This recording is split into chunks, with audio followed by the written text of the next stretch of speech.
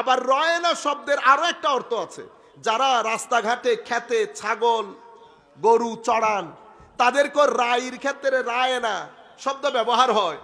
এখন আমার আল্লাহ বলছেন, ও আমার নবীর সাহাবায়ে কেরাম, আজকের পর থেকে নবীর শানে রায়না শব্দটা ব্যান ঘোষণা করছি। আজীব বিষয় না? আল্লাহ রাব্বুল আলামিন বলছে আমি রায়না শব্দ ব্যান ঘোষণা করছি, তোমরা রায়না শব্দ আমার নবীর শানে আর ব্যবহার করবে না। সাহাবায়ে কেরাম চিন্তায় পড়ে গেলেন, মাওলা এটা কি ধরনের রায়না শব্দের মধ্যে দোষ কোন জায়গায়? পরে আমার নবীর ব্যাখ্যার মাধ্যমে বুঝতে পেরেছে যে মুনাফিকরা সাহাবায়ে কেরামের সাথে বসে আমার নবীকে রায়না বলে ভিতরে ভিতরে ছাগল ছড়ানোর দিকে, বুঝতে পেরেছেন, ইঙ্গিত দিতেন।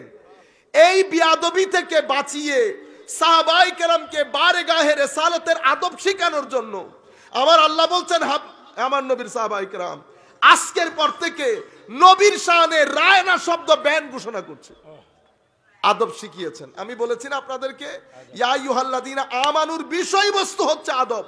অল্প বাতেনের মধ্যে আকীদার নূর যাওয়ার জন্য সবচেয়ে বড় শর্ত হচ্ছে আপনার ভিতরে ইশকে রাসূল থাকা। আমার নবীর আদব তাজিম ইশক বাদে ঈমান নূর হয়ে আপনার ভিতরের জগতে যায় না। সেই কারণে গ্রাম থেকে কিছু লোক এসেছে, তারা বলতেছে ওয়াকালাতিল আরাব, গ্রামীণ লোকরা বলতেছে আমরা মুমিন হয়েছি। আমার আল্লাহ বলতেছেন হাবিব তাদেরকে বলে দেন আমি মুমিন হয়েছি, এই কথা যেন তারা না বলে। তো কি বলবে? তাদেরকে বলতে বলেন আসলাম না বলতে, আমি মুসলমান হয়েছি। কেন? কারণ এখনো পর্যন্ত ঈমানের ভিতরের জিনিস তাদের ভিতরে এখনো ঢুকে নাই।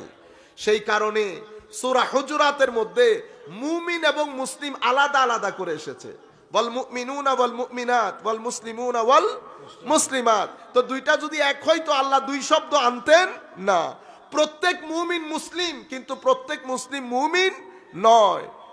সেই কারণে এই আয়াতের মধ্যে আল্লাহ মুসলিমকে সম্বোধন করে নাই, মুমিনকে করছে। ইয়া আইয়ুহাল্লাযীনা আমানু, ও পাক্কা মুমিন, যাদের ঈমানের মধ্যে পারফেকশন আছে, যাদের ঈমানের মধ্যে ইশক আছে, আদব আছে, আমল আছে, তাদেরকে সম্বোধন করে আমার আল্লাহ বলছেন।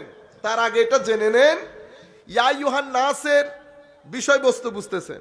ইয়া আইয়ুহাল্লাযীনা আমানু যখন কোন আয়াতের মধ্যে আসে এটার বিষয়বস্তু আপনি যদি বলেন হুজুর এক বাক্যে বলেন, এক বাক্যে বলতে গেলে ইয়া আইয়ুহাল্লাযীনা আমানুর বিষয়বস্তু হচ্ছে আদবে রাসূল, আমার নবীর আদব শিক্ষা দেওয়া।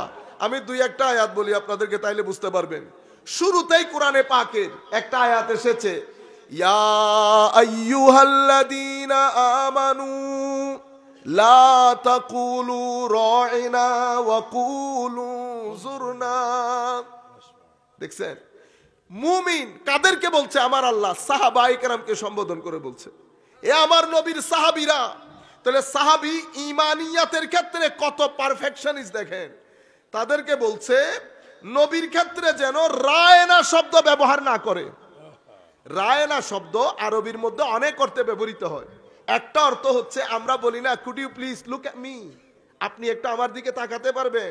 তো এটার জন্য আরবিতে রায়না ব্যবহার হয়।